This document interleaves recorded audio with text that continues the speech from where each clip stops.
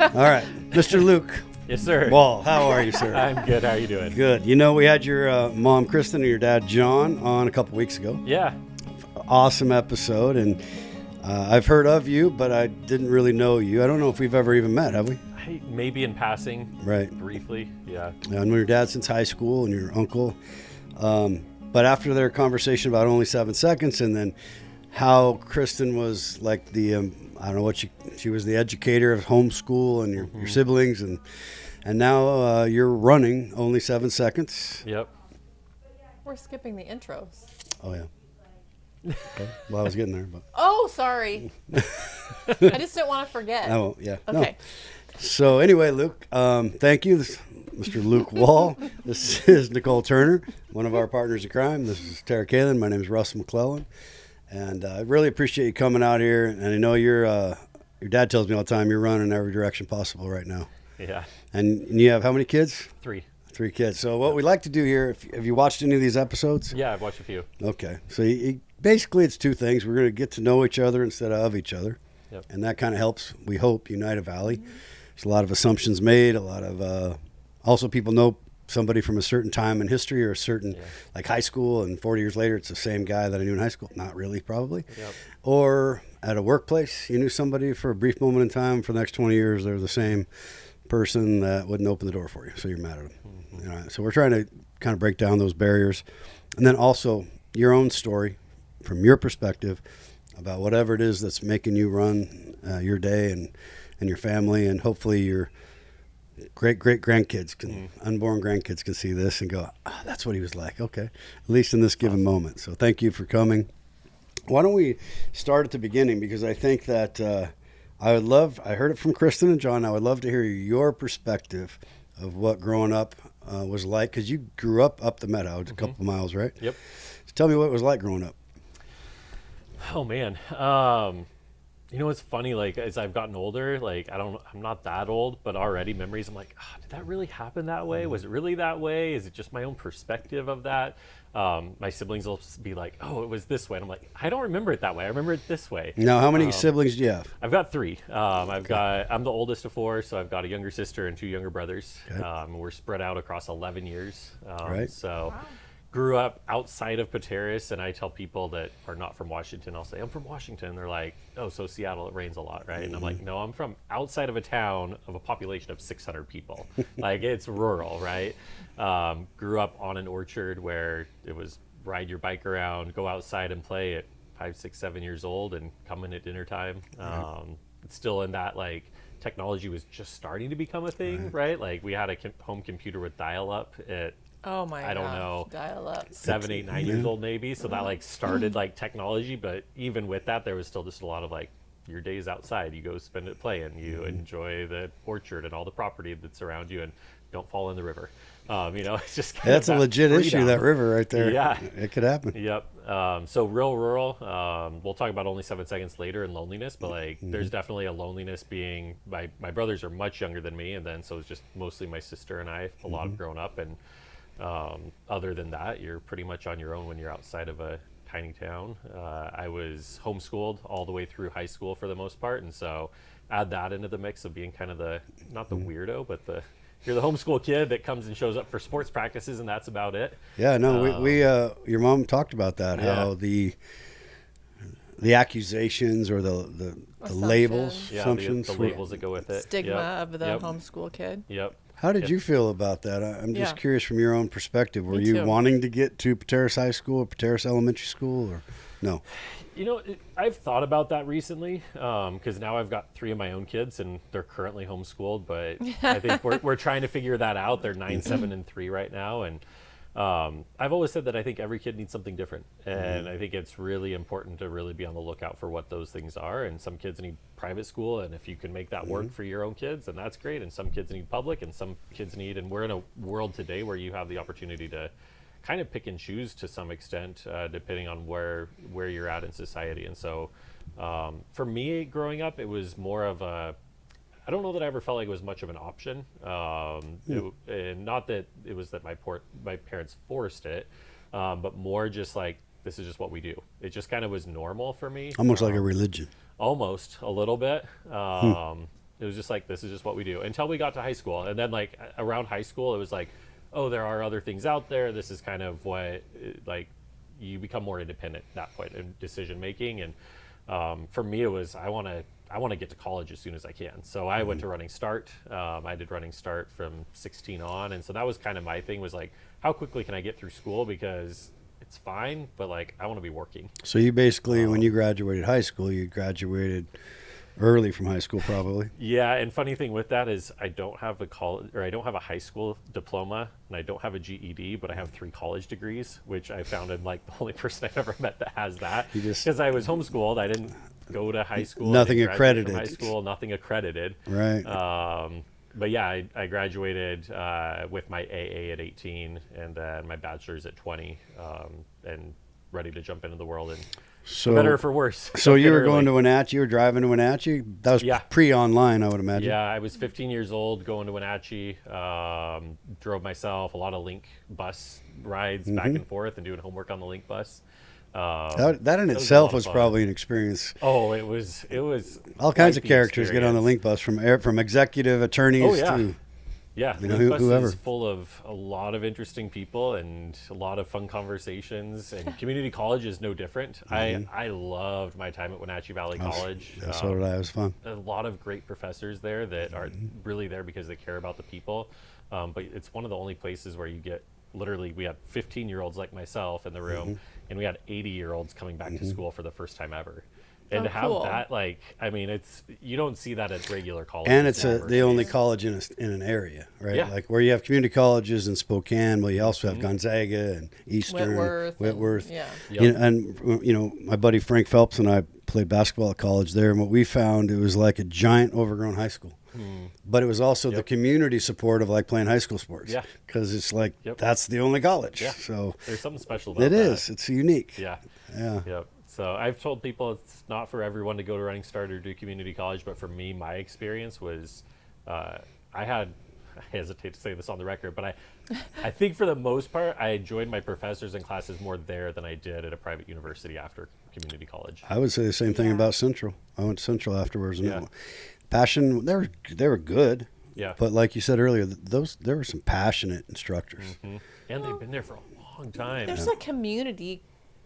Yeah. That's the whole part of it. Yep. The community aspect of being engaged in your community in that way. Yep. That, I mean, UW, are you kidding me? My first class was at Kane Hall. It's 500 people. The professor cares about me.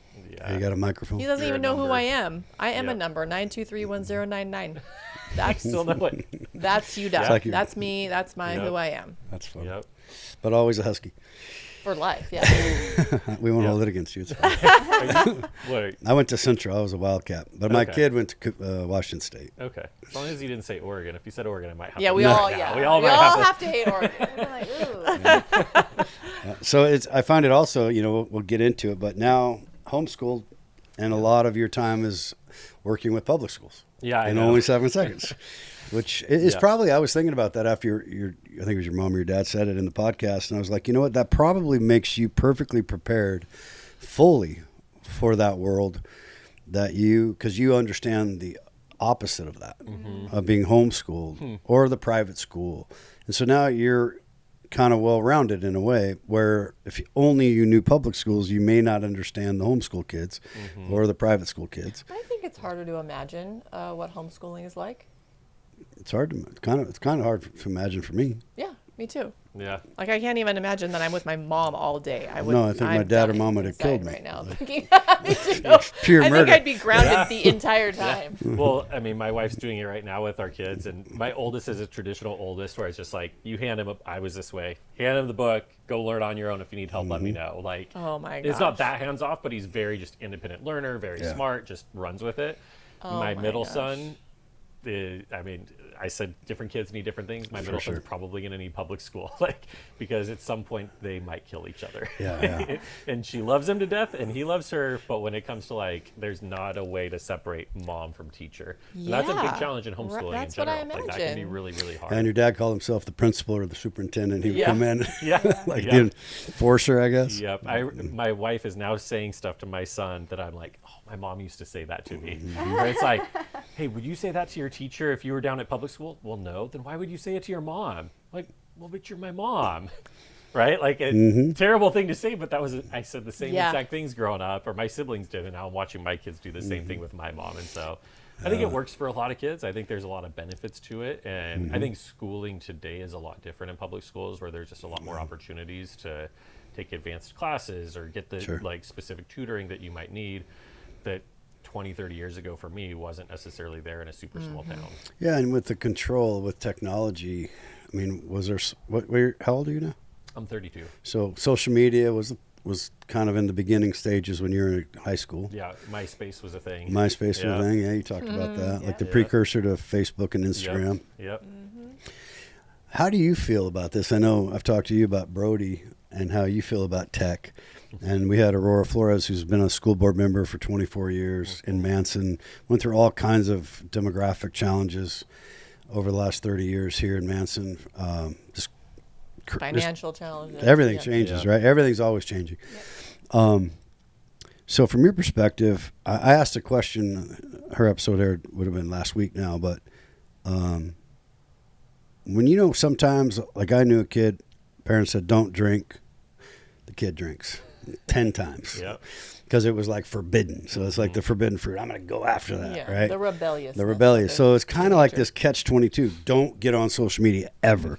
Your kid's probably like in the closet. Like every chance he gets, he's getting a phone at 7-Eleven for $30. And, is it, I equate it to like driving in a car. Like, don't ever drive in a car. Like, I can't even ride in a car. Yeah, you're gonna. So how do you feel about that? And what do you think you're going to do with your kids by the time AI gets fully a hold of all of us?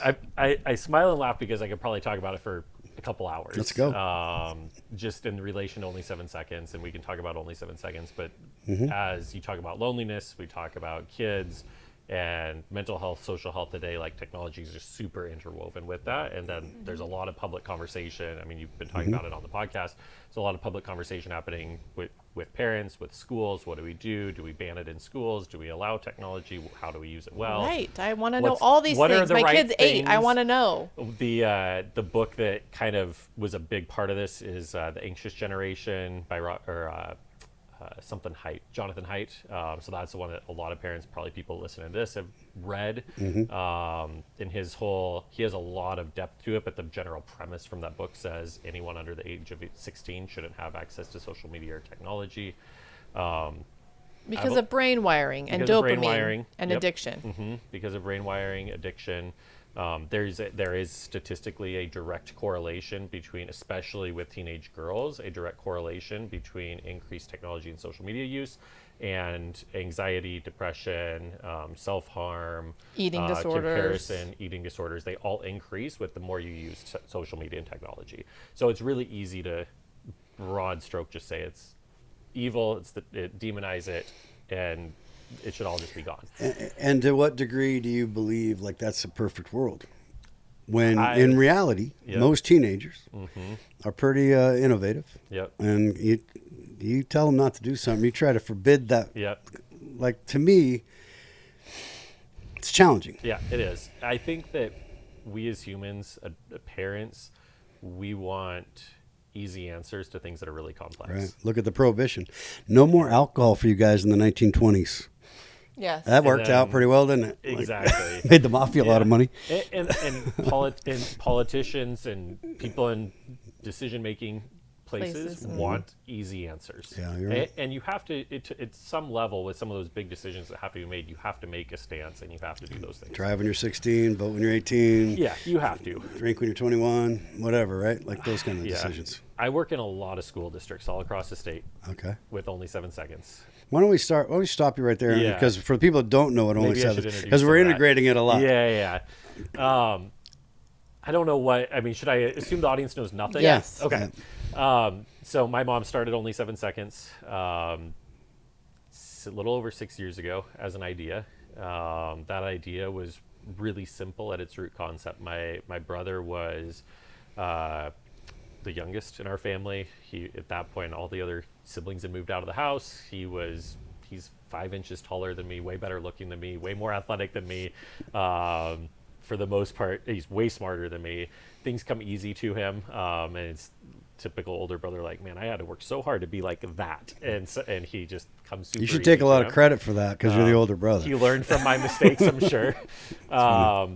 He was really popular, and he was a junior on his way to taking his team to state basketball, or Pateros should have been going to state basketball if he had been present. They lost at regionals by 6 because he wasn't there. And he wasn't there because he ended up sick in bed. Wasn't contagious, but he was sick on his bed for 5 weeks straight. Wow. And for 5 weeks, my brother, and this is during the time of Instagram and text messaging and all technology. All the I mean, things. it's recent. And my brother, all of his friends, all of his teammates at small school, Pateros, they came and hung out at my parents' house 6 days a week a lot of times. I mean, they were there because Before he was sick. Before he was sick. It was, my parents had a partial outdoor basketball court. They have a swimming pool. It's the place to hang out at.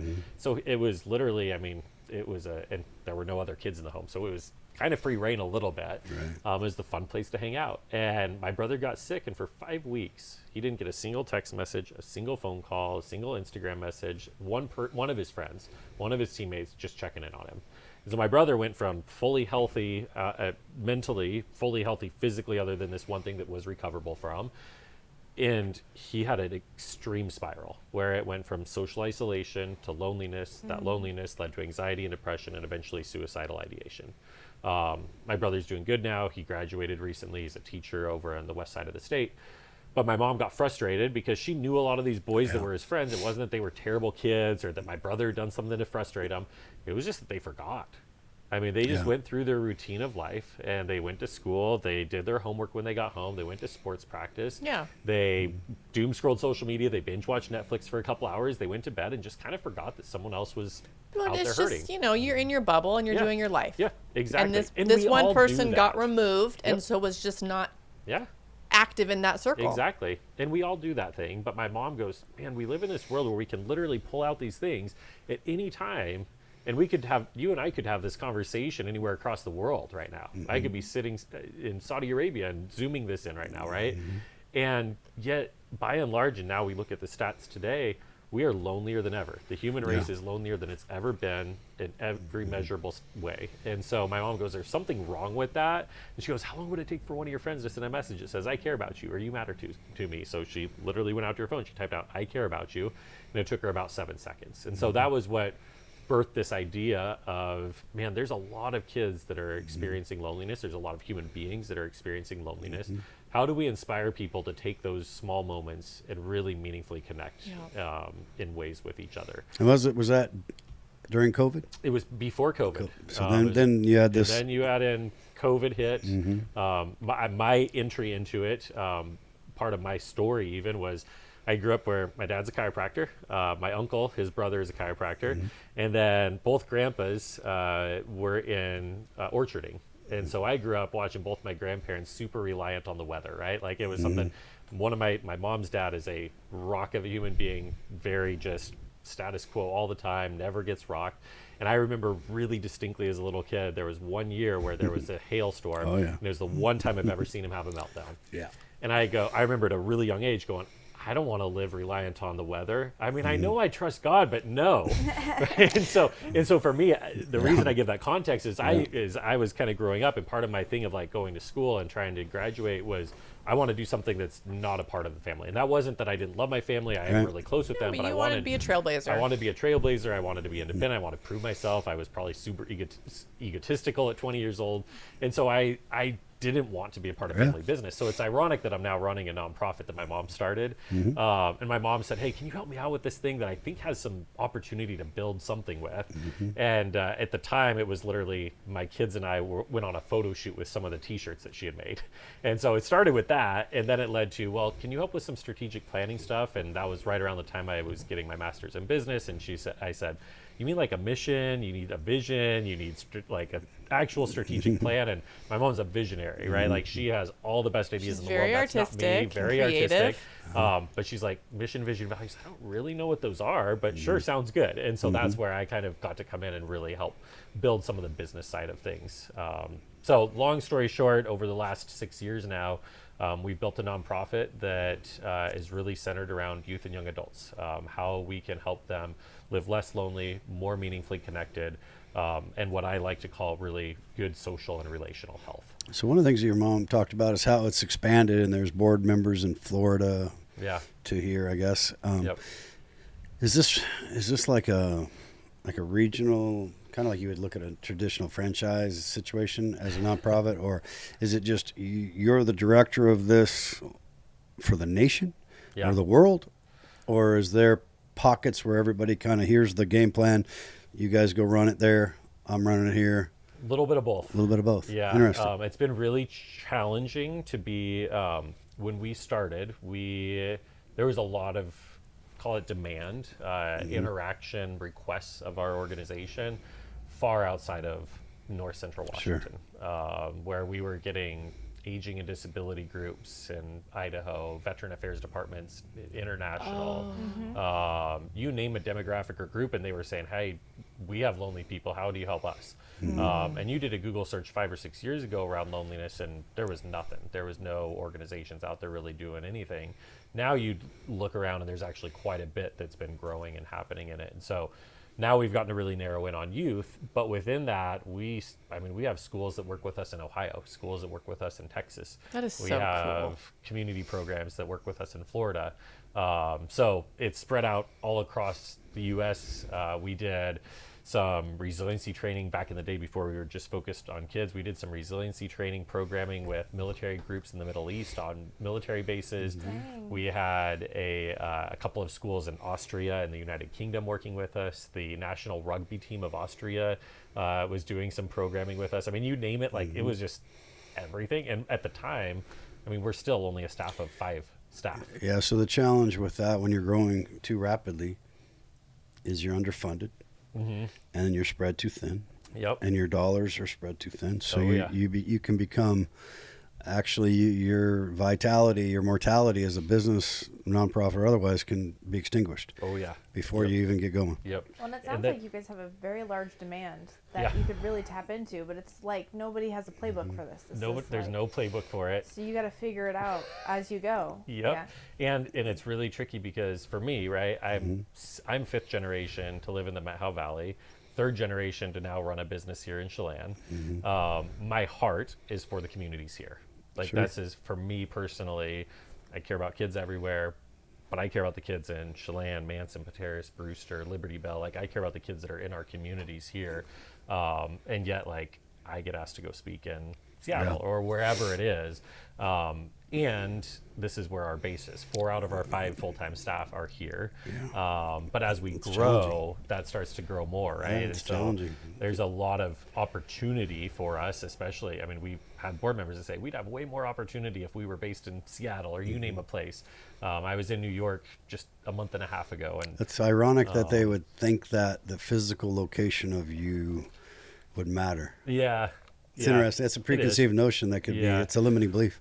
And I think part of the reason for that comment, right, is especially more on the funding opportunities that exist in North Central Washington are far more limited to grow and scale the organization than it is in Western Washington or in major public metro areas.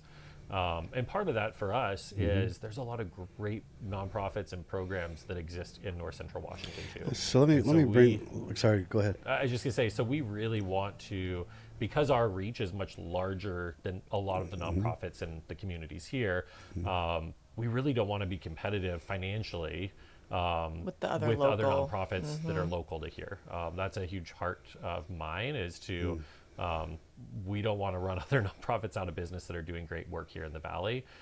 We have opportunity to pull from funding from sources that a lot of other nonprofits that are more regional and focus only don't have to pull from.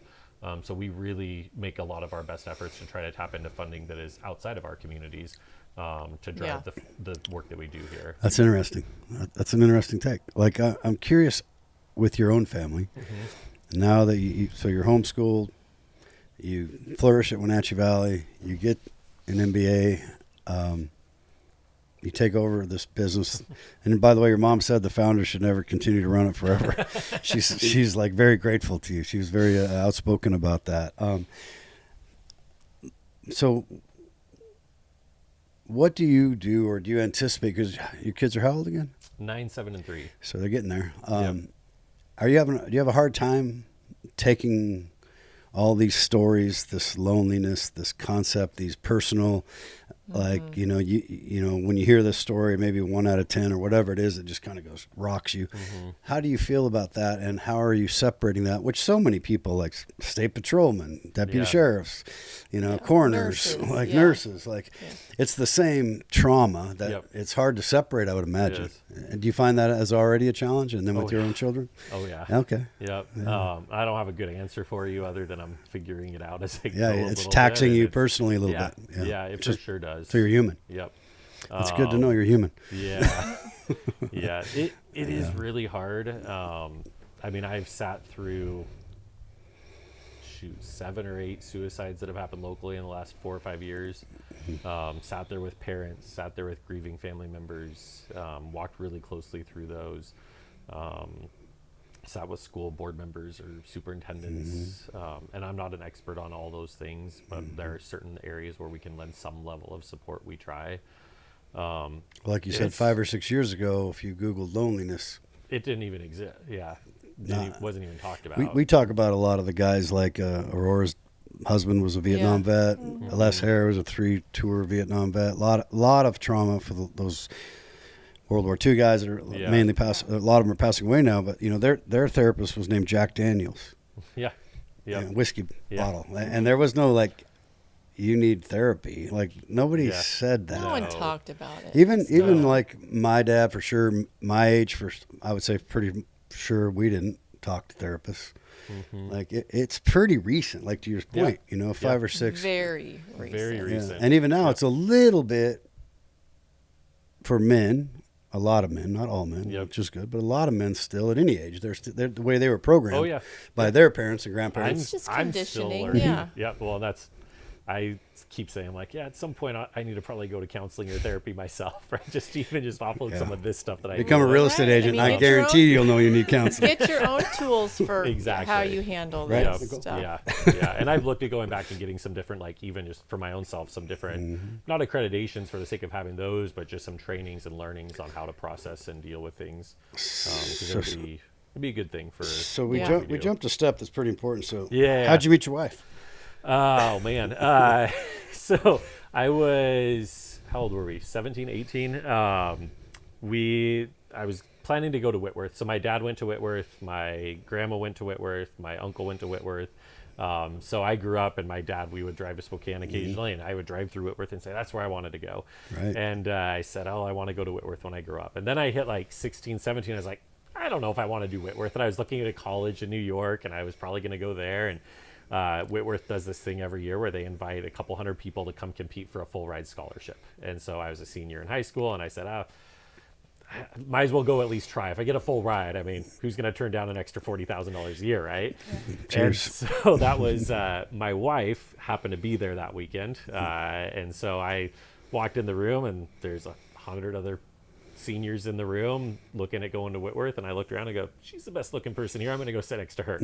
And so we ended up talking over the weekend, and one thing led to another. We started dating 4 or 5 months after that. At that point, I didn't get the scholarship, neither did my wife, but we met each other, and then we both were like, well, if you go, I'm going to go there. So we both ended up at Whitworth. That's funny. And then the rest was history. Your dad talks about the Holy Spirit and guiding him to your mom. Yeah. Are you in that? Are you in that level of faith and so on? Yeah, for sure. Right. And sometimes the Holy Spirit works through your own decisions and be like, she's really attractive. Let's just go sit next to her. You added your personal touch to that. Yeah. Exactly. You're working together. Yeah. Where's your ego's going? Yeah. Well, how does she feel? This is probably what were you doing for work before you took this project on? I've had kind of a weird journey with work. Right after I graduated high school or college, my end game work-wise was I wanted to be a politician, which I don't know why anyone would actually want that. I'm not sure either, but it's admirable. I think it was because I wanted to make an impact in the world. Right. Like that was really the goal. I still think about county commissioner someday, because my grandpa was county commissioner for 16 years. So that may be I knew him well. long term down the great. road, right? but I got a degree in economics because economics degrees had the highest rate of passing the bar of all the bachelor undergrad degrees. And so I said, well, I'll start there and then I'll go back and get a law degree.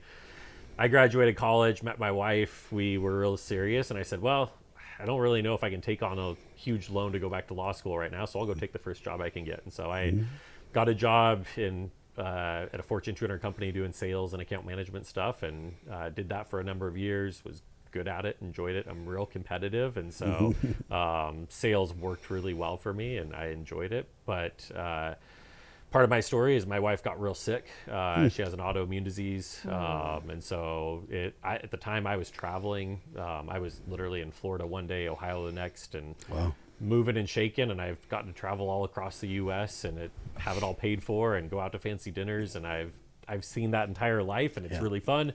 And but my wife ended up real sick, and it was something we had our first kid, and I said I can't be traveling anymore. Yeah, that's a lifestyle change right there. Can't be traveling with my kid. My wife needed a lot of help at the time, and it just didn't make sense for me to be traveling much. So I started looking for other jobs, and I knew that I wasn't super fulfilled just selling stuff, wasn't changing the world, wasn't making a difference. And so my really good friend worked at Special Olympics at the time, and he said, hey, I've got a job opening at Special Olympics, you should check it out. And I didn't know anything about Special Olympics other than it was a once every 4-year type of a thing that maybe happens on ESPN. And I didn't realize that each state has its own chapter, and they were hiring for a person to oversee all of Eastern Washington's operations. And so cool. I got to run Eastern Washington Special Olympics for about 5 years, which prepared me really well for this role. That's a really. great Profit segue stuff. into all of this. Yeah, it segued really well into the work I do now. Probably some major inspirational stories in that. A ton of inspirational stories. Courage. It was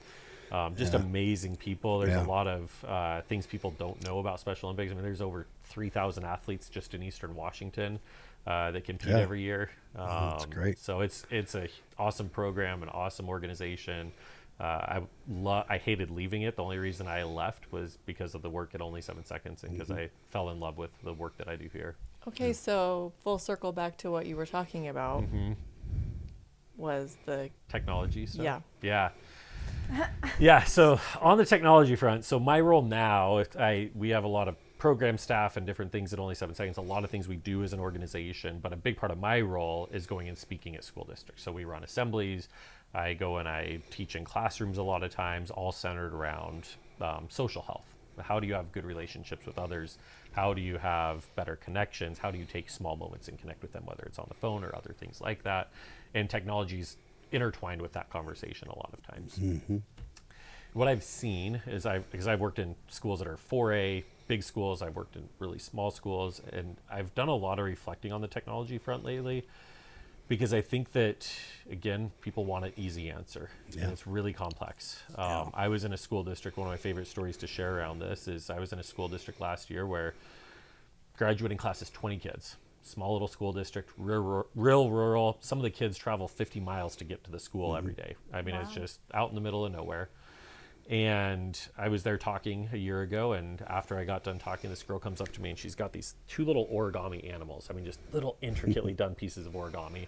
She goes, hey, while you were talking, I made you these things. And I thought she wasn't listening to me at all the whole time. And she told me all the stuff she was thinking about afterwards. And I go, hey, who in this school does origami with you? I mean, there's literally 80 kids in the high school. Like, are there other kids that do origami? Like, that's a really niche thing in Central Washington to be super into origami. And she goes, no, my parents moved here a couple of years ago. No other kids that I know in this area do origami at all. I don't have a lot of friends.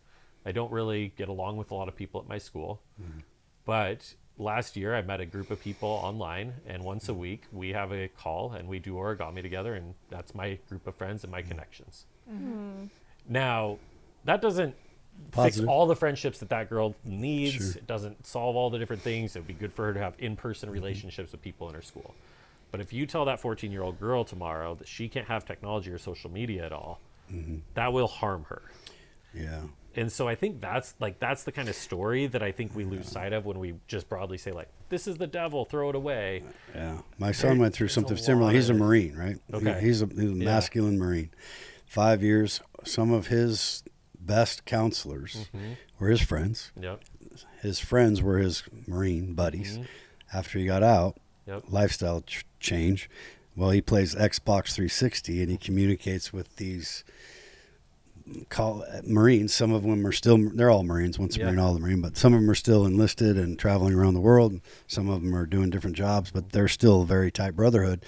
If you told him, he's 28, that he can't talk to those Marine buddies, like while they are playing their games and hanging out, that would be a problem, I would imagine. And he went through, of course, like most veterans, an identity crisis of some kind when he got out, which I guess I'm not an expert, but I know we had to have some sit downs and we had to have some conversations, but I can imagine if he was alone and he didn't have a support of grandma and grandpa, and other friends and family, it would be difficult. Yeah. So that's an interesting point. It's not, you made that great example of a little girl, but then you take a Marine and, in his mid-20s, that was struggling with an identity crisis. Who was a stud athlete who overcame a lot of support growing up. Well, I mean, I'm sure that girl at the heart of it feels a little bit the same way. I'm sure. Moved, didn't have any friends. Isolated. Yep. So you were talking about, how did that impact you? Like when that happened to you, what did that say to you? That story specifically? Just about the tech being it's like a catch-22. Yeah, I think it's really complicated. I think that parents or caregivers need to be really in tune with what their own kid needs. If that's who we're talking to, if we're talking to parents, I think that every kid needs something a little bit different. Some kid, I think there have to be boundaries. I think it's really good that we're talking about it. We don't want her doing origami at midnight on a Wednesday. Exactly. There have to be some levels of boundaries. Even for her, if she's on social media, she's not immune to the stats I talked about earlier, where you are more likely to all of these things if you increase your use of social media. The other thing, though, is kids aren't dumb. Like teenagers today with technology, like they're very aware that it's not always healthy for them. I had a conversation at a school district recently where they implemented cell phone jail. So cell phones are not entirely banned, but you come in the classroom and you have to check your phone in before you go sit at your desk. And then you can have it back in the hallways and everywhere else. And so that's what that school has decided to do. And I asked the kids, I said, hey, what do you think about that? And the general consensus was, it's a good thing. We realize that technology is not always healthy for us, but it is a way that we feel connected to our peers, people outside of our community, and especially the juniors and seniors that are older, because a lot of them are adults now already. A lot of them had already turned 18. They said, we want to be trusted as well. Was the other big thing. And so I think there's just a lot of layers to even that part of the conversation. And the dopamine's legit. Yeah, I was just talking to a friend of mine yesterday or whatever that has started substitute teaching again after a long hiatus. Yeah. And that's what he was talking about, was that what do you do with kids and their phones at schools? Because not all schools have that rule. And the kids aren't paying attention. If you do take the phone away, then they have like a panic attack. Yeah. Then they start getting angry or acting out, and you've lost them that way. And teachers, it's kind of damned if you do, damned if you don't, because if you're a school superintendent or the school makes a decision and says, we're banning all cell phones, well, a lot of times teachers still have to be the enforcer of that. It's just really hard to be a teacher today and manage it. And if there's no policy at all, how do you manage it?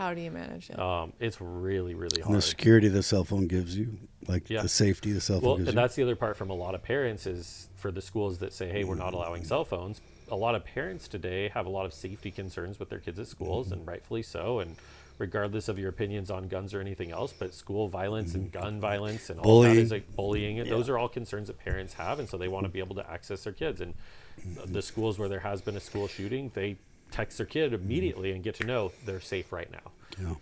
And parents want that level of access. Now, we've had decades and generations of never having that or never needing that. But now we've grown accustomed to it as parents. And I think about myself, if I send my kid to school, like I would like to be able to contact them Something goes down, they can videotape it, which often will stop Yep. the perpetrator. And it's Exactly. like a cop wearing a vest with a camera on it. Yeah. That was a big debate. Yeah. Is that good or bad for police officers? Turns out, I think by and large, ones I know anyway, it was a great thing for them.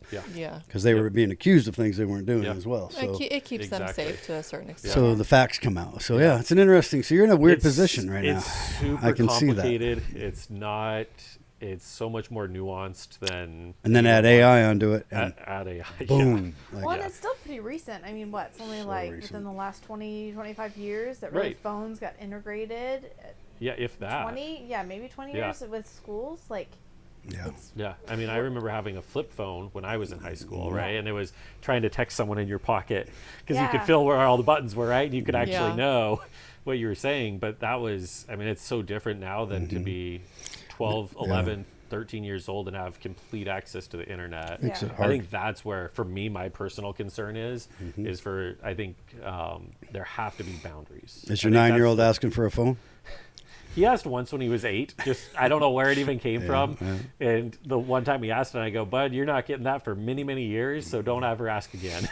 Yep. So, Same. Yeah. That happened in my house one time. yeah, Yeah, it was. it's then you got peer pressure. Yeah. and then you got all that And coming out. I think about my story, right? And like, if my kid is homeschooled, a big way that I stayed connected, a lot of the people I was friends with, they were in Wenatchee, Leavenworth, Kashmir.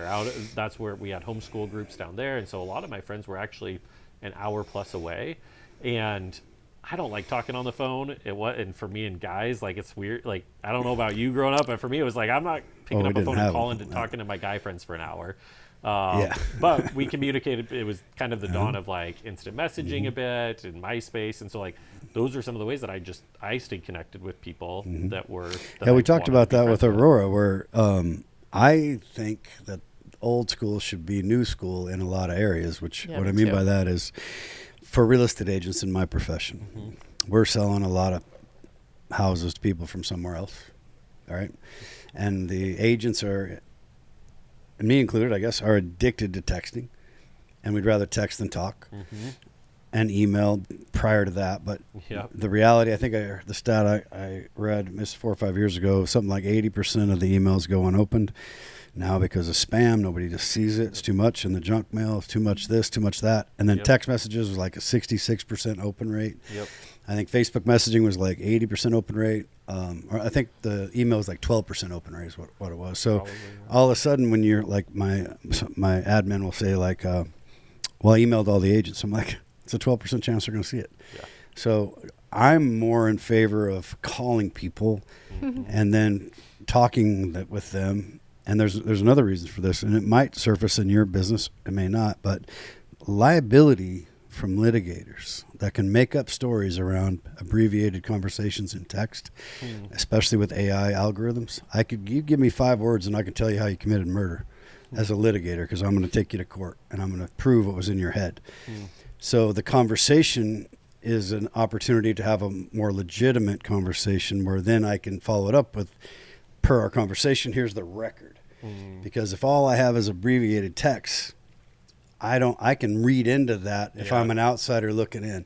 Yep. So that's where, and, That's interesting. and it was interesting. Now, obviously my programming came from an era where we didn't have that, Yeah. until I was older. Yeah. And so my programming is different than Yeah. yours. Yeah. And so I have to recognize that. Yeah. Well, one of the things for me when I went into sales, I had a boss that was like, I hated picking up the phone and calling. Like, it was just not something, because I grew up with, like, texting Yeah. became the modem of communication. And so I hated calling, but it was just pounded into me for Yeah. months at my job, where it's like, if you want to be successful, you got to make 60 outbound calls a day. And is that true? And yeah, I mean, it worked. I mean, I sold a lot and I made a lot of money. Yeah. I mean, so it worked. Well, my business partner's about your age, and he told me one day, and this is at my real estate office in Wenatchee, he said, I was talking about Facebook, and I had a pretty influential Facebook page at the time. And he goes, I don't like Facebook. And I said, I didn't realize it was about what we liked. I thought it was a communication platform for our clients. Do you have any clients that like Facebook? And he's like, aha.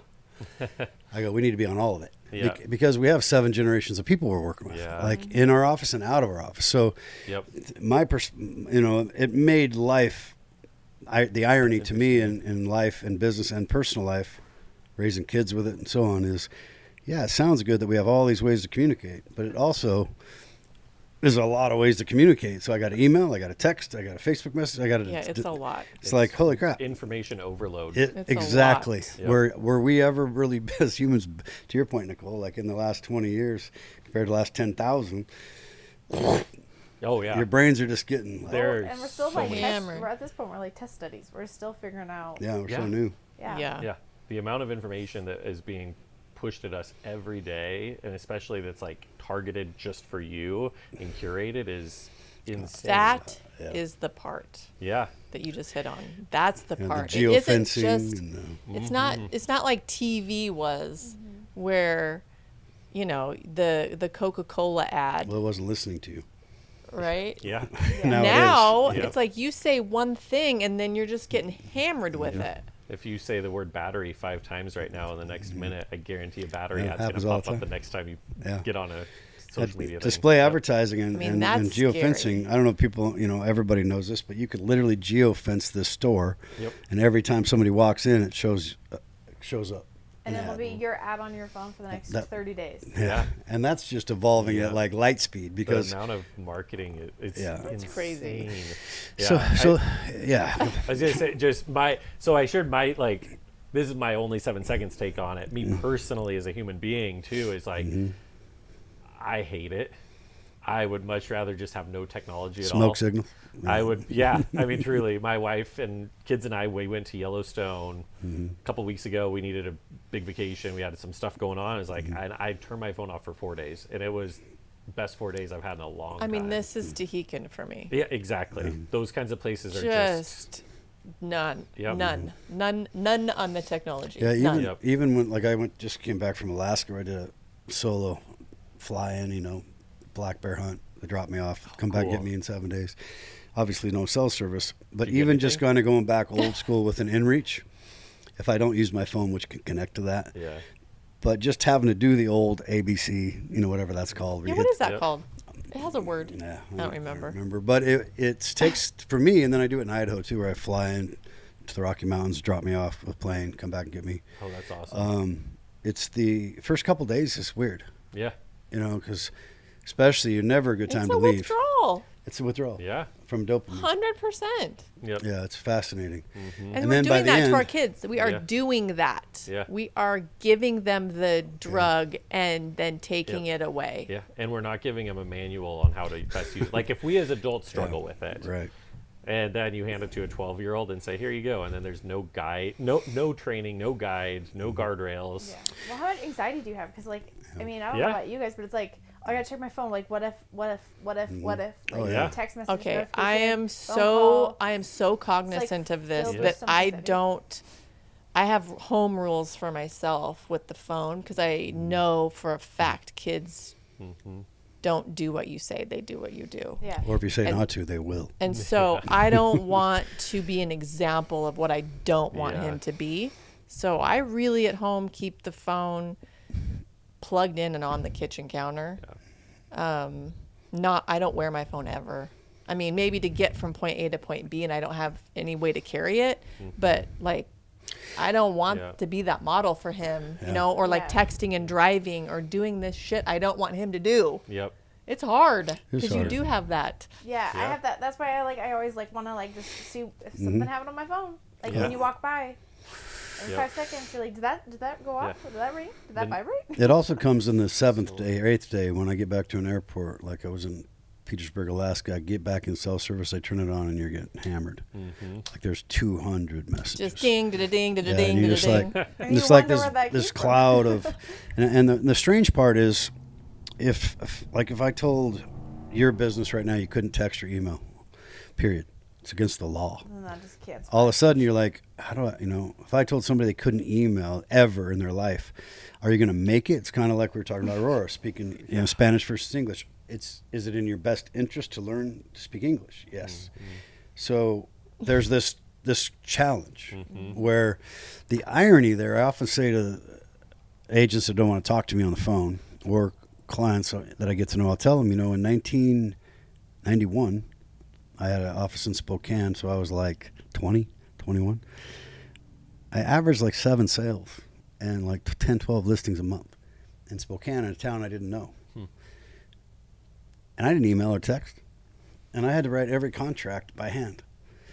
And so I'm thinking to myself, how many people are doing that today? With all this advanced technology, we're actually, diseconomies of scale and inefficiency is happening because we're unfocused. Yeah. I totally agree. Well, I totally agree. I think that goes to, oh man, I'm going to butcher this stat a little bit or this information. So look it up. I do that all the time. Yeah, look at it. I told you I had an MBA at 20, so I lied for like 3 podcasts.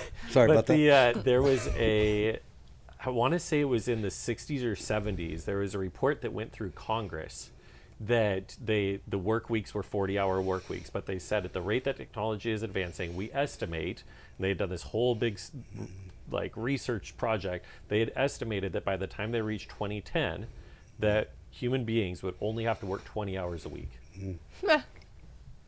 Well, actual work might be 20 hours a week now. Because they assume technology would take over, would support everything that we do at such an advanced rate that now all your contracts are being written by technology or AI. So you should have to do less work. Right? So now you're 20 hours a week, you were writing contracts. You don't do but that those doesn't anymore. take in human nature the fact that when we can have more, we do more, and we want more, we need more. We chase. Yep. Yep. Yeah, I call it. Oh, now I can do this? No, I could do 100. And instead we feel busier today, and we have less hours every year or every week that we put into recreation than we ever have before. And we wear that as a badge of honor. We do.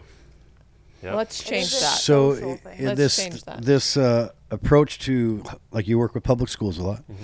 What's your opinion of the 4-day school? There's pluses and minuses like everything. There's no easy answer. I get that, but I do it. Well, maybe this I'm is. curious what your thoughts are on it. Well, you say first. I don't know that I'm qualified to have an opinion. Yes, you are. You're a parent. No, opinion is just that, right? You don't have all the facts. I don't know that. I mean, I think I'm going to give a political answer. I think it's different for every community. Yeah. I think that no matter the decision, one side or another, some people are adversely affected. There's going to be some parents and families that are hurt because of doing it, or some that are hurt because of not doing it. Especially daycare costs. Yeah, I mean, if you're a parent, okay, there's so solutions to those too. There is always a Fridays? solution, especially in a small community where people always care for other people and want to fill a gap. Yeah. So I think part of the reason, this is a big assumption, part of the reason that Manson didn't pass the first go around with the 4-day was because, there's shock. Like, wait, whoa, hold on, we got to figure this out. But the whole child care piece. And now the second year it did pass. And I would say, I assume that the Boys and Girls Club opening up here can help fill that gap, because that's what they're known for, as far as I know. And other options will become available. But as someone who started their kid at school on a 4-day, I love it. Yeah, well, and self-employed. That helps because you have flexibility in your own schedule. I do, but I would still, even if I didn't, I would utilize something like Pam or the Boys Club, or find someone that, would be able to take a group of kids whose parents work on Mondays. Our days off is Monday. But as far as the value in education, being different 4 versus 5 days, I would say, kind of to your point about, when there is more, you just fill it in and you do more. I don't see a lack of his learning. I mean, I would compare it a little bit to homeschool, because from what I understand, homeschool kids aren't doing school from 8 to 3. I right? was, but because you militant can get mother. You can get a lot. You can get so much more done So there's in a a whip, shorter there's a way. period of Loop. time. That's In fine. most scenarios. Yeah. One of the things that's interesting about the 4-day weekend, this is, again, look it up because I don't know all the don't get details, fired but- from your day job. No, but what I briefly read into this was some of the advocates for a 4-day week say, well, all of these things go down when you go to 4-day week. you name it, suicides, bad attendance goes up, et cetera, et cetera, et cetera. A lot of times those actual things are not weighted to an amount of days, so it doesn't account for, well, if that suicide were to happen on a Friday, that's not during the week, so it doesn't necessarily impact those stats. The flip side of that is I have seen some of the stats on 4-day weeks in communities it's implemented in, and crime rates for under 18-year-olds go up in those communities. Yeah. So Makes sense. I think there's some interesting other things that underlie it. Again, that's not for every community, but I think there are some things that you look at the actual stats around it, and it's complicated. So complicated. And like you said, Boys and Girls Club. Great. Who's leading it? Like, one leader's different than the next leader. Like, they're not exactly the same. So, boredom's the devil's playground, right? Like, you're going to find something to do. Yep. I look at, translate it to adults in my industry for 35 years. If I got you to actually work while you're in the office, 20 hours out of I call it the rule of 168, right? That's 24 times 7, 24 hours a day, 7 days a week. So reverse engineer that. And then I look at the efficiencies inside of that. And everybody's different because in my world, they're all self-employed. So they can determine what they want to do to meet, is their goals in alignment with their activities. Yep. Pretty simple stuff. If you want to make $1 million a year and you work 1 hour a week, I've not met that person yet. Got to be real efficient if you're doing that. The lotto, the casino, there's some jobs you could do. It's just high risk, right? Yeah. But when you take and you say, I'm going to work from home, okay, that's a good theory. And most businesses, most corporations are pulling people back in because they're finding that life tends to distract you and so on. Now, I don't know if that has anything to do with personal wellness, but from what are you doing in that fifth day you would be here, what are you going to replace it with? Well, there's the flip side of that are the teachers. And Yeah, so for sure. if you've got public school teachers who feel, these are broad strokes, feel overworked and underpaid. And 3 months off. I'm just kidding. Just playing devil's advocate. And we're dealing with a lot of just kidding, things that teachers. Luke's Come on talking now. about, right? Mental health, cell phone addiction. They are, I would say, maxed out a little bit. I And get so it. if they get that day, it's kind of like when you're a parent. Yeah, I get it. If mama ain't happy, ain't nobody happy. So if you've got a really healthy, happy, rested teacher, to me, the kids all benefit. No, it's a great point. All the friends that I know that have been teaching a long time feel very tired, very exhausted, and not necessarily based on the time, but the rules of engagement. Yeah. I know so many of them changed. that are wanting to look at different industries and completely just not disregard their whole teaching degrees. Passion. Yeah. So I'm because they have fatigued. 10, 15 more students than what they're max supposed to have. Yep, that's a huge part of it. Yeah, and they don't have the resources and the time. Well, and that's where the schools that are getting massive budget cuts, people don't tough. realize that the implications of that are that the teachers that are left, now they have double the classroom size, or they're, or grading they have that to many more run papers, and these they're extra clubs and these extra this, and they got to fill the gaps. Yep. And the values too, and the respect issues and how they're programmed at the tail end of a career, my age group that are retiring, they're just really struggling. But yet some of the kids coming out of college are adapting quicker to certain things. So that's just the multi-generational gap that we have. And I'm saying all these things that as I'm thinking about your role and how you must feel like you're in a vacuum where Luke's the answer. He's probably going through that. from what you talked about, the thoughts of suicide to loneliness and the kids not participating in a classroom, and Luke's the answer. What would be the things that actually do help? Like more clubs, more sports, double down on those things from school and Help communities? what? The mental health. Yeah, and social the health loneliness. for kids. Luke has the answer. No, but just from his experience, No pressure, Luke. What you've seen. I agree. It's tough. You're talking about budget cuts for schooling. Yeah. And I know a lot of that's they cut art, they cut music, they cut sports, they cut all sorts it's all of the stuff. things that are extracurricular. Yeah, but that's where you really build the social and the other networks and the connections. Well, our brain is pretty big, so we got to use all of it. Yeah, and we know that part of the reason that schools started taking on lunches for kids and helping pay for that was that we learned that kids that don't have full bellies, they actually are less effective at their school. Sure. Right? So if your basic needs aren't being met, if you don't have food, you don't have a place to live, you don't feel safe, you're going to be less likely to get an A, you're going to be less likely to be a good student, you're going to be less likely to graduate, you're going to be less, all the different things. So let's make sure that at least the kids have food in their bellies, right? So then the schools took that on. Everyone has a different opinion on that, but that's the reasoning for that. And I think that can likewise be applied to mental health, relationships, social health. If you don't feel safe in your school, if you don't feel like you have at least one person that you can talk to that you trust, especially that person being an adult, you are less likely to graduate, you're less likely to be effective at your school and your classes. All of these things have to exist. Broad strokes, all kids can be resilient and work through those. But if you don't have things like sports to look forward to in the afternoon, you don't feel like you belong to a community, you don't feel like you're a part of a group, all of those things, you have increased rates of loneliness, you're going to be a less successful academic student if you're only just looking at it from that standpoint, let alone care about the human being, right? Yeah. So I think it's really, budget decisions suck, right? Like my background's in business and economics and finance. It's actually not in the mental health stuff. It's all learned. I have great people behind me that have helped train me in all of that. But I understand the hard things that come with budget cuts. Like a lot of that's unavoidable.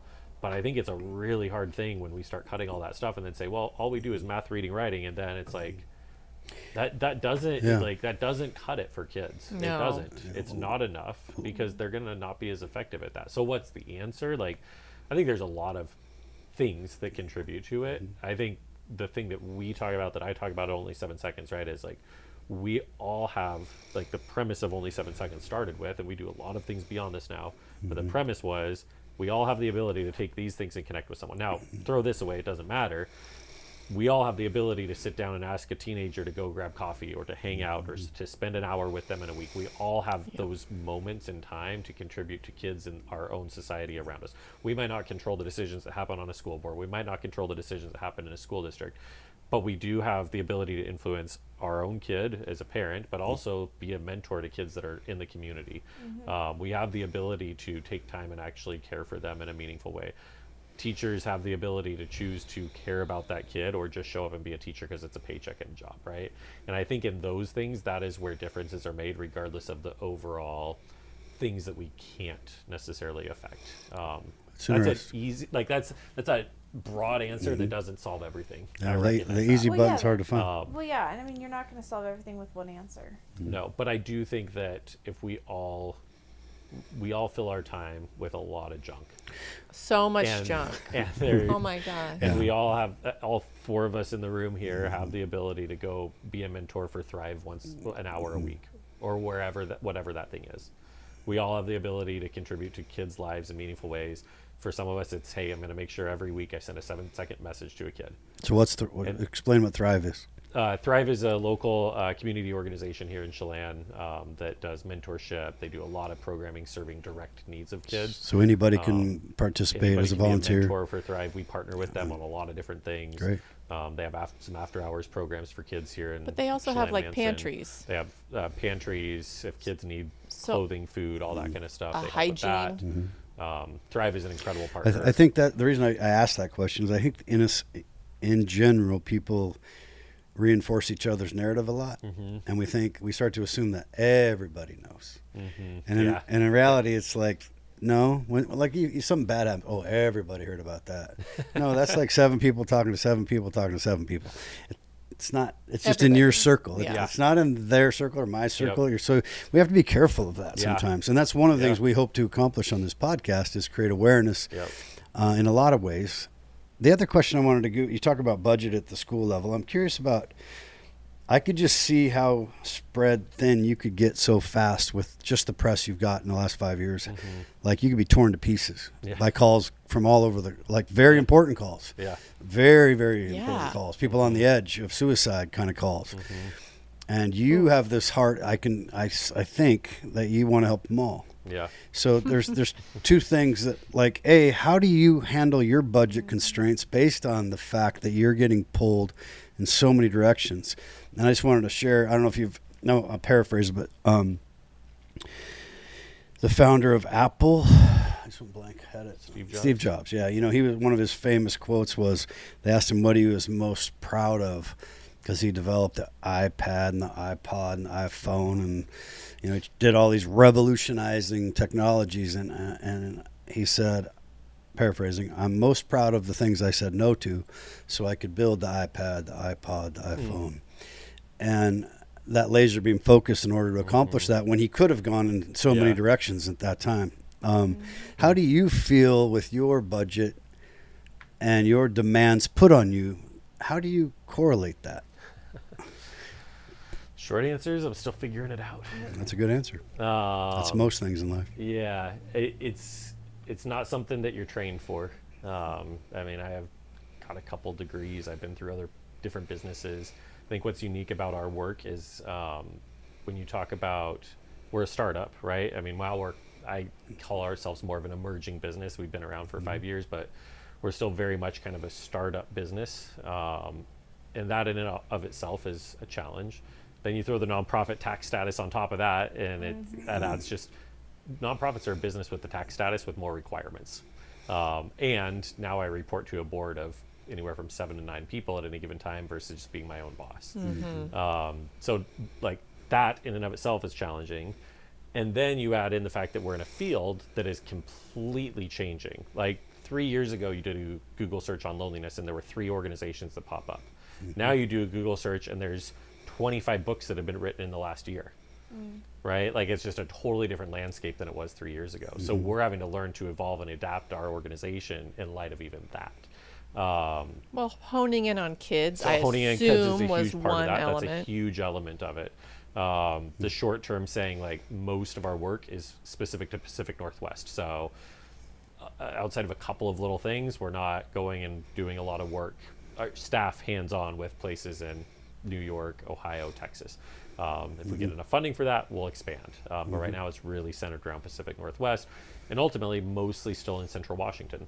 That's where our staff are, that's where our heart is, that's where a lot of our funding is still dedicated to. So those things help. I think for me, one of the things that's kind of a relief on my mind, or maybe not a relief, but the way I think about it, is I don't have all the answers. And sure, it can feel like a vacuum at times, but I'm human. I don't have all the answers. I can't be there for everyone. Even though sometimes I might put that pressure on myself.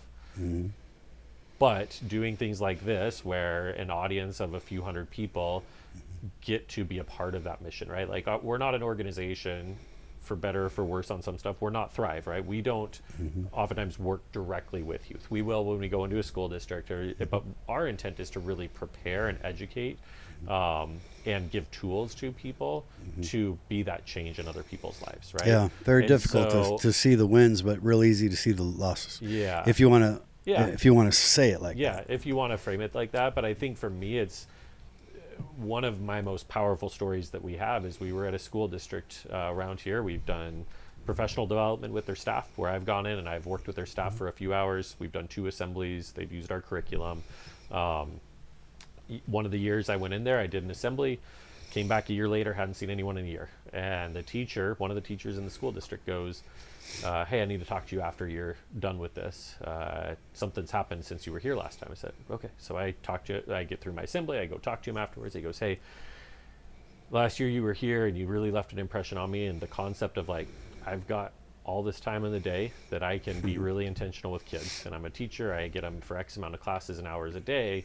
But beyond that, I decided that every day I'm going to get to school an extra couple minutes early, and I'm going to at least text or call one kid that is a current or former student. And he did that for an entire school year. And so this teacher, every day for that whole rest of that school year, from October, it's going to get more. October to May, he literally is texting or calling a kid every single day at the start of his school year. Now, every teacher, every adult, all of us in the room have the capacity to do this, right? Like we all could do that. We could carve out a couple minutes and just say, hey, we're going to text. It can be a kid or not, right? Like our organization, that's what we focus on, but anyone in your life. Well, this teacher is doing it just consistently. How many hundreds of kids over the course of those couple hundred days has he impacted? But then one day in the spring, that text landed with a kid that was a junior in school that year. And he had written a note to his parents that morning that said, today's my last day. Stop it. Yeah. And that's awesome. The kid texted the teacher back and said, "Hey, I'm not doing well. Can I talk to you right now?" Didn't solve all the kid's problems. Sure. But in that very moment, it was the intervention that kid needed for someone to just say, "Hey, I see you. I care about you. I'm here for you." And that kid graduated this year because of that. Right? And so like those kinds of things, right? Like that's the whole premise of Only 7 Seconds. We all have the power to do that. Right? Like that teacher didn't have all the answers for the kids. The teacher didn't solve all of his problems and all the home things that were going on. It didn't fix life. But it was enough in that very moment for that thing. Right? I love that you're emotional about Me this. too. Oh yeah. I'm emotional Well, how can you about not it. be? How Right? can you Like, not be? well, a How lot of can people you aren't. not be to say like there is a kid That's alive today amazing. because of that thing. Yeah. Now again, that's heartfelt right there. that's not the end game. That's not the whole point of all of it, right? Because hundreds of kids throughout that school year also just felt a little bit better about their day, right? Yeah. They were a little more likely to smile at their friend, Sure. or they just felt more supported. They were probably more engaged in school that day because, hey, someone cared about me today. We know statistically those things are true. But we all have the capacity to do that. And so like to answer your question, like how to balance it is I take a lot of solace in the fact like I don't have all the answers. Yeah. I can give you some thoughts on technology or 4-day weeks or anything else with social media and all of the things. But at the end of the day, like my whole thing is let's encourage and inspire as many people as we can to just do those things.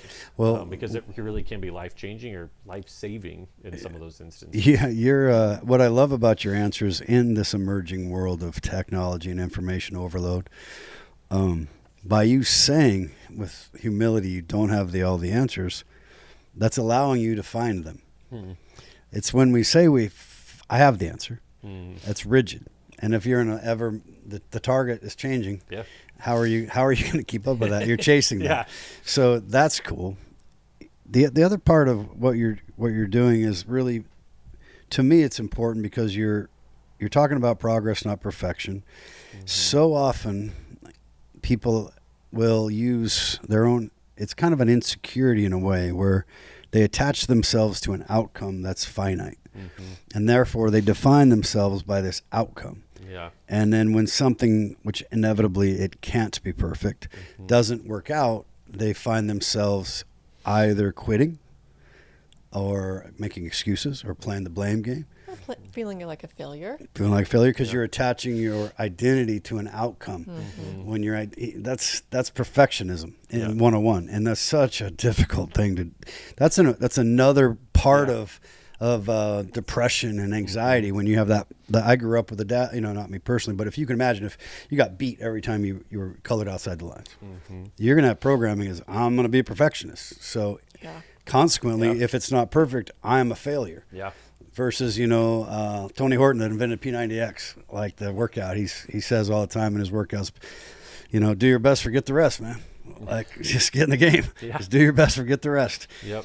And you have to forget the rest, especially if it's going to tie your own work to a negative outcome, because you're not a god, right? So it's kind of hard, right, to be that way. Yeah. The one thing you said earlier, I don't know if it's challenge you on. I just want to ask you more about it.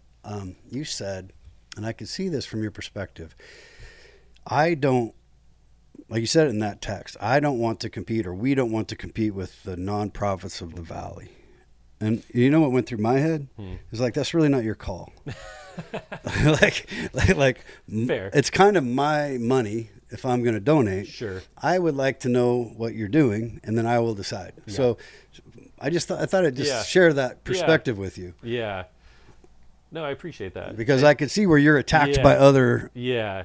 I think theoretically attacked. Where the framing with that really lies is where our focus and attention to drive revenue is from. Sure. Right. So if you're going to expand all the way across the country, you're going to take money out of Chelan County. Exactly. You're going to go hit the big dogs.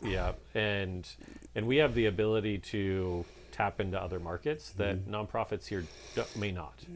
And so with that, I want to take advantage of that. Sure, I would do both. I talked up Thrive a minute ago. Like I care deeply that Thrive is very successful. Yeah. Well, it seems like it works hand in hand. It works with you. hand in hand with our work, right? Yeah. And so it's really important that we're not competing for the same dollars in my mind. And I think some people may think that may be the case. And even for us, like when we came on the scene, there was like, oh, you're the new nonprofit in town that's really sexy and fun, and we want to give to you, and not one that's already here. And I'm grateful for that, right? It helps us grow. But at the same time, if you really care about the kids here locally, Thrive is a great place to give to as well. Yeah. Or if you have the financial ability, give it to all of them. Yes, of course. Yeah. I mean, we all could use millions of dollars, right? And I think that's important to say. That's what I mean by creating awareness is not competing. Right. Creating awareness is not competing. You're all working in the same space. Yep. Whether you can get a grant from Washington, D.C. or not is not relevant to my decision. Right. I'm the guy with the money in this example. Are you? So no, I'm not. But I'm the guy. Great. No, I'll connect you with I'll connect you with the guy with the hat. money. I'm a networker. Let's pass the hat. So my point is, when you give that opportunity, and I'm going to do it for you right now, only the number 7seconds.com. You can go there and you can just give them money. Mm-hmm. You know, .com because you're saying, here's where I'm a little bit confused. You're saying everybody that we work with is pretty much here in Central Washington. Mm-hmm. Most of our work is in Central Washington.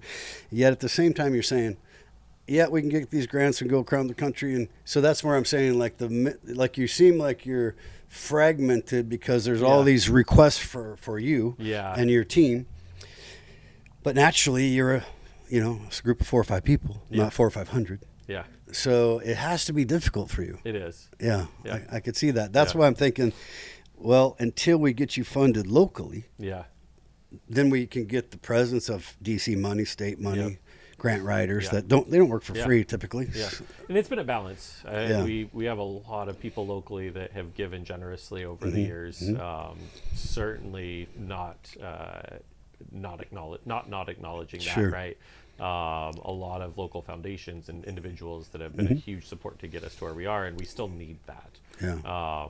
My comment really was just around the fact that I care deeply about the nonprofits here that are really good nonprofits being successful, and for us to not be seen as competitive, but more to be collaborative and work together. Yeah, it's an abundant mindset, which is full of beauty, instead of a scarcity mindset, which is full of pain and suffering. It's not isolationism in that sphere. And your work is so important because, that's the example you said that was revealed. How many examples aren't revealed until it's too late? Like that to me is such a massive win for you and your mom, founder, when, one's too many. One suicide's too many. But how many have you already helped not do that? That's the part what I meant by you don't see the wins because you only see the tragedy. Yeah, it's true. And a lot of people don't share their stories. And if you really think about it, that sometimes they're as extreme as that story, right? But if we do our work well at only 7 seconds, we have built resiliency or protective factors or a lot of other scientific language you can use so that you never even get to that point. When we sat down around a table, my mom and I, and we said, what do we want this to be? We really talked about how do we go way further upstream in all these conversations? How do you prevent bullying? Not from a standpoint of like, oh, there's a bully, let's now fix that. How do we actually get to a point where they never feel like they need to be the bully because they feel alone and that results in them being the bully, right? How do we prevent people from not, oh, now they're experiencing suicidal ideation, now let's help fix it? How do we get to a point where they never have that feeling? Could you explain that to me? Suicide ideation. Yeah. So it's really just the concept of thinking about taking your own life. Okay. Yeah. And so if you're thinking about it, how do we get to a point where you're not even thinking about that, right? Because a lot of what we think of as prevention is oftentimes intervention, meaning it's after already something is starting to happen. And so how do we get way further up in all of that stuff? And so to your point of how do you the stories, right? If we're doing our work well up here, way upstream, the concept is we never even hear the story that they were experiencing those feelings. And such tragedy has happened in your lifetime.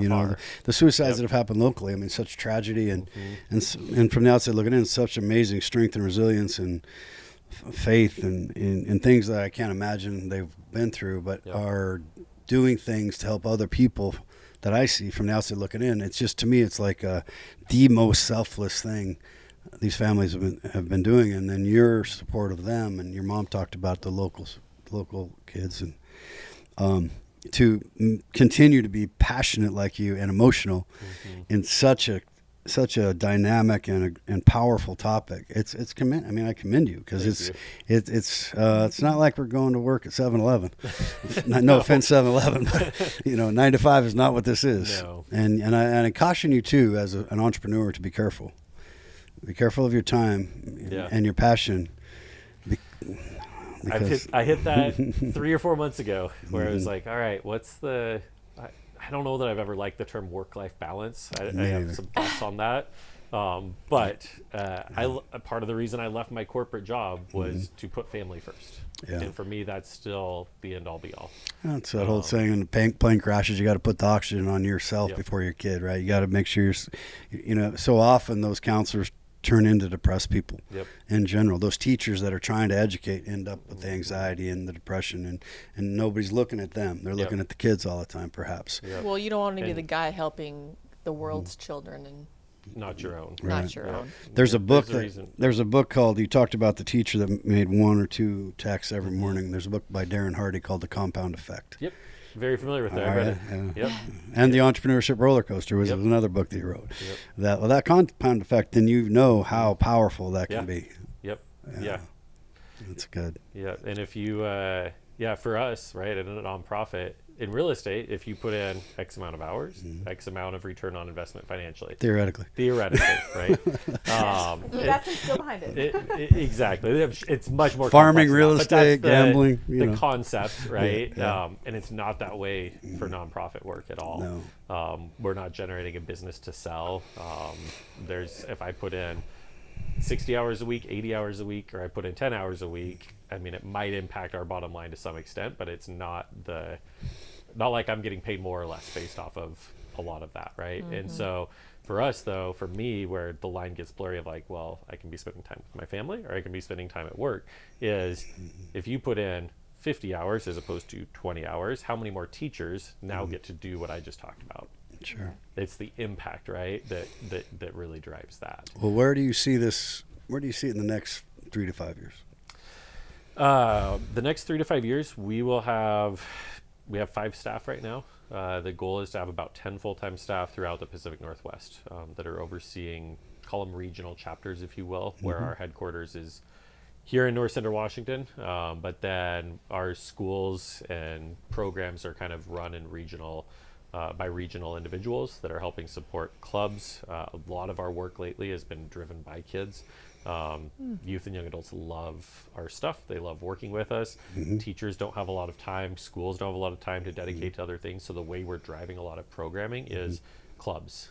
So for us, the answer is like, you said, what's the answer? Well, I think one of them for us is that there are clubs in every school where all centered around building connections and relationships with each other. That makes sense. Giving them the skill sets to have good connections. Especially when you think about those kids that maybe in middle school went through a challenge where they're feeling isolated, they're feeling lonely, feeling weird, or out of place, and then they get through it. Well, it's almost like when you look at addiction counselors, the vast majority of your counselors are sober, recovering addicts that know what that feels like, and that'd be an amazing mentorship for kids. Exactly. It's more of a peer-to-peer model than it is a teacher teaches the skill set. And we know that kids actually learn better in most cases from that model. So that's where we're starting to really shift, is into that. It's incredible. We've had a lot of kids in the last couple of years, or last year of school, that have all taken this up and said, school can't do anything, what can I do? And so they've started their own clubs, and they're doing stuff in their school on their own. That's so cool. Which is really cool. So our goal would really be that every school in the Pacific Northwest, Washington, Oregon, Idaho, that they all have school clubs, that their teachers, go through some training and all of that, but ultimately that there are clubs being run in all those schools. You've probably been asked, maybe not, can I give you money for my school? Yep. Adopt a school. Yep, exactly. Have you been asked that? Yep, we have. And we have, it's not public yet because a lot of this year was kind of the trial year, if you will, for some of the clubs. Ironing out what does it look like, having the kids actually help co-create some of the stuff that's in it. And then for this coming school year in 2025-2026 school year, there'll be a way where you can basically sponsor a school club.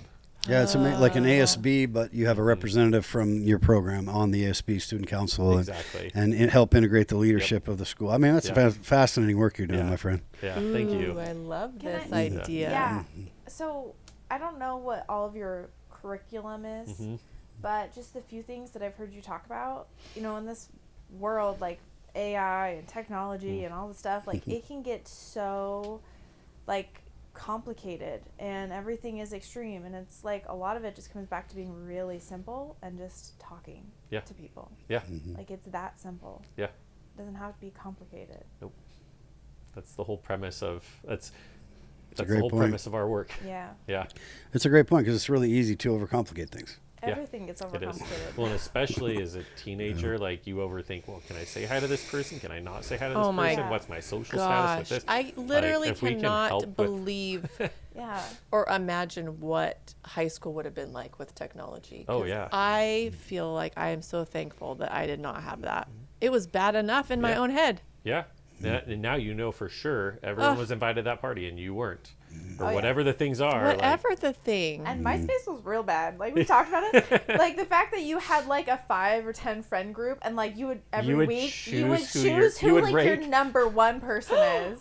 You would And then rank and you would- file your What? friends 1 And through if 10. your friend like did something wrong, you put her on like 10. Oh my or god. took her off, and then everybody would check everybody's profile to see what What? the like drama Oh, is yeah. with the school.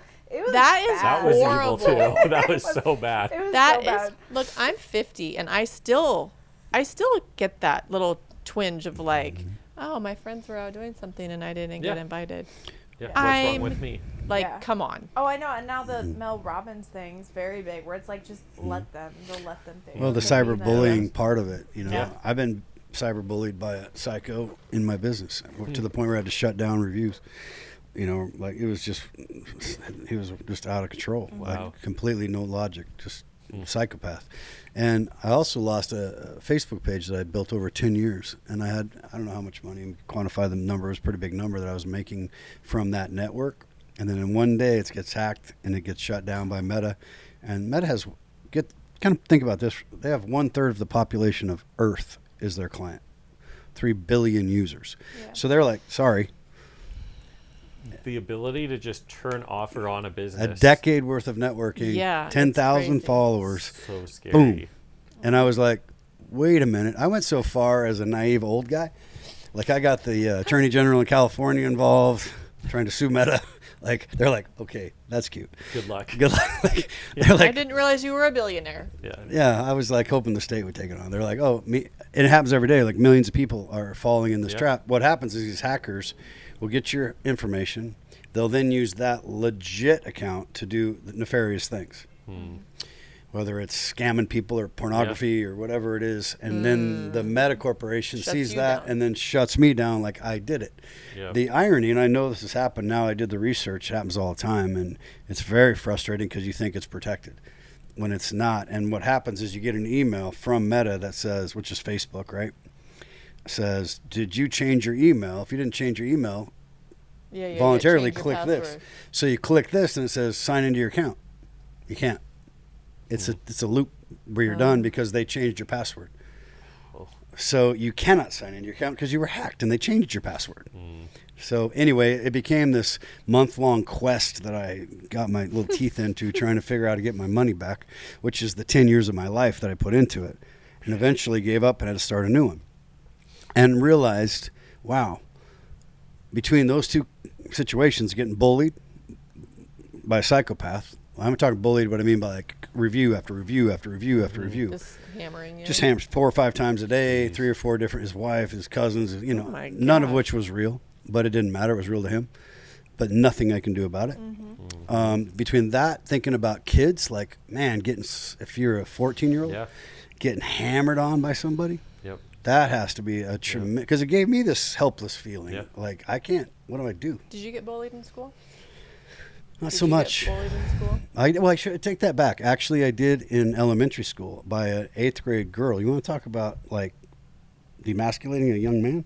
When a girl beats you up and she's an 8th grader, or looked like she was like senior, but she was in the 8th grade, and you're like 4th grader, and they're taking your lunch money. Yeah, I went through that until one day. Did you get bullied? It was a problem. I mean, there was always like comments. I wouldn't say I got bullied. I was one of those people that if somebody was mean, I ex-nayed them out of my life, and I had like 2 friends. Mm-hmm. And I had a very small circle. Isolation. Did you get bullied, Luke?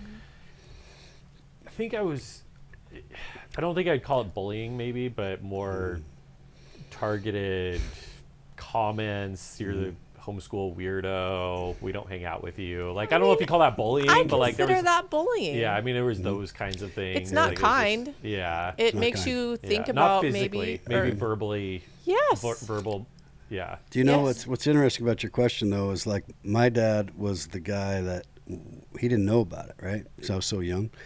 When it happened, then it all came out because I hid it for a while. Like it's scary, and then my dad's like, "Well, here's how you handle bullies." So I would get in trouble. I remember specifically going to elementary school for being in a fist fight, and my dad gets there and he's like, because the goal of my father was to create that program where you're now defending everyone, and to do that you have to stand up to bullies, right? First, before you can stand up to anybody else being bullied, you have to be the guy.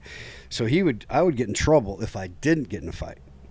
So after that episode, my dad would come to school and he'd be like, what's he in the principal's office for? It's like 6th grade now. He hit this kid, Tommy or whatever. Why? Well, he was picking on Sally. Okay, so what's the problem? Like that's a cowboy back in the day, right? Yeah. Like there was like, what's the problem really? Like that's what you want, right? And obviously, violence is not a good solution. No. But But what I wanted to get at was, you didn't come home and tell your parents that day that happened. No, did you tell your parents? Did you internalize? They probably didn't even know until they watched Right. this So now. Yeah. like I feel like it's natural to internalize all of this language and to minimize. To me, that's bullying. But you were minimizing. Yeah. Well, it wasn't really bullying. Well, no, I mean, I think that's what bullying is. It doesn't mean getting punched on the playground. Like, No, that's what you do to bullies. and then you take that on as a kid, Parents, just kidding. and it has an impact. Yeah, it does. It has a huge impact. And there's a certain amount of that, like, think that life's going to throw stuff at you. And the resilience that you can get, if you can get through it, which, part of this is there's no Eden.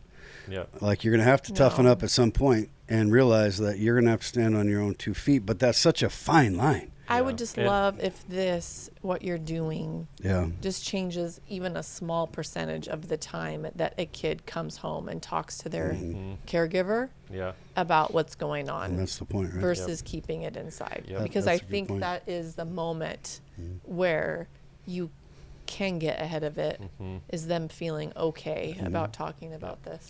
I've had a dad, not to be too heavy and belabor anything heavy, but I've had a dad cry on my shoulder and say, I wish I had taken 7 seconds and asked my son a meaningful question. Oh, hell. I wish my son had felt like he could talk to me for even just 7 seconds, and no, I can't. Like, I've had those conversations. Can you stop making me cry today? So, sorry. No, I didn't mean to be heavy, but like, but your point is well received. And I think the less heavy side of it, right, is what we talk about is not, there's physical health, right? We have PE classes. We've had PE for how many years? We have, we all know how much food we should eat. Used to have food pyramids. Now I guess that's not a thing anymore. But we've had all that. We know how much we should drink. We know how much we should sleep. In the last decade or two, we have mental health that says, okay, you should probably see a counselor. This kind of stuff. You should meditate or pray. You should do all this stuff. What we haven't done is talk about relationships with other people. And that's where we sit, right? And what I call social health, which is independent of mental health. It's independent of physical health. But we oftentimes, like, we go work out at the gym. We dedicate X amount of hours a week to that. We dedicate time to our mental health now as a society. Some of us are coming along further than others on that. But we don't actually dedicate meaningful time to good quality relationships and prioritize that. Because I think that's new. It is. It's because 100% as new. Culturally, I just in my lifetime, I look back to my grandparents, both sets, highly social creatures. I mean, they had groups of friends that they hung with, that they raised their kids with. doing potlucks and golf tournaments and pinochle games. Pinochle. They were playing cards. They would travel. I mean, all of these things, and they'd help each other build their houses. All the things, and I'm not going to point a finger at what the reason is why we don't do that now, but I don't feel that way. I could spend another hour just I talking don't feel about that way at all. There's a book that was written by a gentleman named Robert Putnam called Bowling Alone. And there's a bunch of information in there about basically the breakdown of societal infrastructures. And he lists out, he breaks it down to churches, your local bridge clubs, your bowling leagues, right? And the list goes on. But there's actually there was a research paper that was done that actually says they date it back to the air conditioning unit is what started the breakdown of community and meaningful relationships. And they say it was the air conditioning unit because front porch. You used to sit out on your front porch in the breezeway at night to get the cool air, and you would know your neighbors on your left and right. You would know the people that were the kids that were riding their bikes. It's so true. And you would have all of that. And then technology started to advance, and then radio, and then eventually television. All entertainment used to be a community thing. Entertainment was very rarely, other than maybe reading a book, entertainment was something you had to do with someone else almost. Right. Now entertainment is very isolated. It's very individualized. Entertainment can be curated just for you. And now and so that entire shift on entertainment alone with technology, there's no need for a bridge club anymore. There's no need for a bowling league anymore because I can sit at home and be just as entertained. I got to tell you, I hate it. Oh, I do too. Well, the real estate development world, fences. Backyard fences. So the irony of the backyard fence was it created, the theory is it's going to create safety. Right. But it also isolates you from your neighbors. And so in our real estate development, when we're working with essential worker type affordable housing, basically, but for normal nurses, cops, teachers, educators, normal people that make a living in the town that we live, right, where gentrification is insulated from. We're wanting to create these neighborhoods where we don't have fences. And that's a unique concept in itself. What do you do with your dog? Yeah, invisible fence would be a good idea. Because if you're not talking to your neighbor, like the front porch concept, everybody went to the backyard instead of the front yard, and then we put a fence up around so our neighbors stayed out. And then now we just stay at home. We don't go outside the park to play baseball. We just sit at home and watch baseball. Exactly. It's fascinating because we're, again, from Roger's perspective, when we're working on our developments together, he comes from a different place, and they culturally see it a little differently. Where the community often talks about, do we all need a lawnmower, like all 10 yards, right? Or could we have one lawnmower and we share it? Just share it? I mean, there's some communal activities like that creates. That's true because we had what I used to call I hated it, but I called it the community junker. And my dad and our household and 2 or 3 other households in our neighborhood owned this really old Ford pickup. Because when you live in a neighborhood in Bellevue, does everyone need a pickup? No. But when you do, right? This was before you could just, get one on demand. This is the 70s. So they just rotated because there was rules in the neighborhood of how long a car could be parked outside and blah, blah, blah. So they moved it every couple months to somebody else's house. But if you wanted to do yard work or you wanted to go to the hardware store and get lumber or you wanted to... Well, it creates a conversation at the very least with your neighbor. Yeah, right. And that was like a community dynamic. Yep. It just became away from that. And when you talk about like an American game plan now, you all need to buy everything. Yeah. And so it's expensive because we're all buying everything. And it's great for retailers, but what about the family budget? and then the added, like, now we're just hammering on technology, but like the added piece to technology is we're all suspicious of each other. We are far more likely to talk about things on social media and you're this way now and you're this way, and marketing and social media has just completely segmented and polarized and everything. I read something where like the world is safer than it ever has been, but we feel like it's less safe because we now know of every single incident that can scare us. And so we're afraid for our kids to move. Yep. You know, don't. Yep. And it's like, well, Yeah. It's like that psychological protection where, have you ever heard the saying where 3 people die, it's a tragedy. 30,000 die, it's a statistic. Mm-hmm. Our brains are wired Yeah. to not allow that level of like emotion in. Yeah. yeah. But what's worse, 30,000 or 3? I mean, they're both Right. bad. Yeah. But the psychological part of your career and the humility in which you're bringing to the table, I find very admirable. Thank you. Yeah, I me mean, too. you're doing a great job, and just keep it up. It's going to take some resilience on your part, like it probably already has. Yeah. So. Yeah, Yeah, and I thank feel like you. it's going to be a lot bigger than what any of us can imagine it probably will be. It just takes time and Yeah. resources and progression and learning and growing. It's going to take Yeah. quite a bit. Yeah. I agree told with someone you. it was a roller coaster recently, and they go, "It's not a roller coaster; it's a maze." Yeah. And I was like, "That's actually pretty accurate." Yeah, you like, have to turn around. It's just like, oh, we're go- learned. This worked really well. Okay, we'll keep going there. Oh, this didn't work. All right, now we'll go. Like, it was just that's a lot of it. Ah, that's so Yeah. true. And Yeah. you're on the front edge of, if people, I mean, in hindsight, we'll know 20 years from now, but if you were on the beginning, you were 1% into the depression level of what's going to happen, Yeah. this would have a lot more attention paid to it. And I think that, like Aurora, when we had her, she was talking about the next generation Yeah. and how to protect them. You really have to take this stuff pretty serious. That AI is just like brand new. Yeah.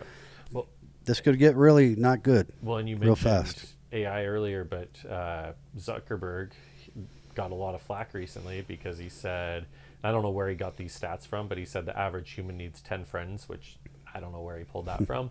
But he said that the average human needs 10, and usually they only have 1 or 2, and AI is going to make up all the rest. Oh, Make up weird. all the rest. Yeah. Is going to be Imaginary imaginary friends. AI friends. The Matrix. And so I think that the need for like these I conversations. literally want less.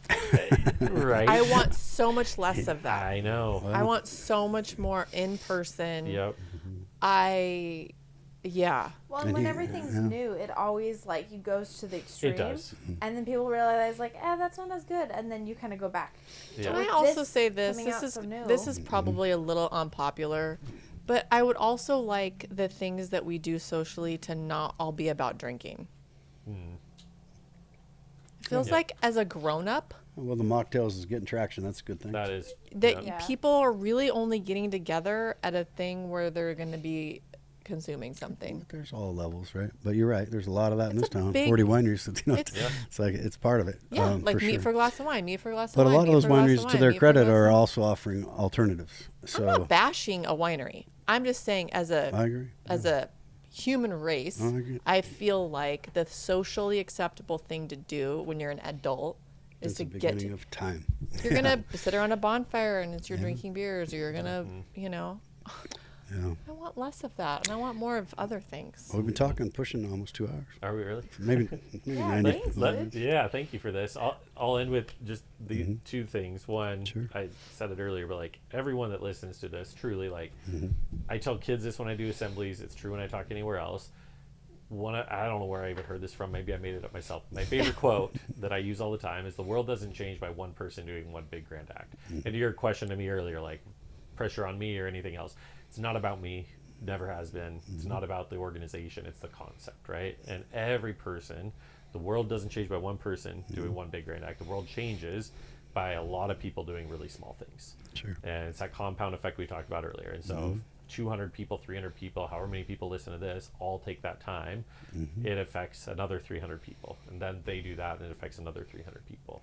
And pretty soon we do have a society that is having better relationships, that is maybe having some more front porch things, more we can educate people about prioritizing these things.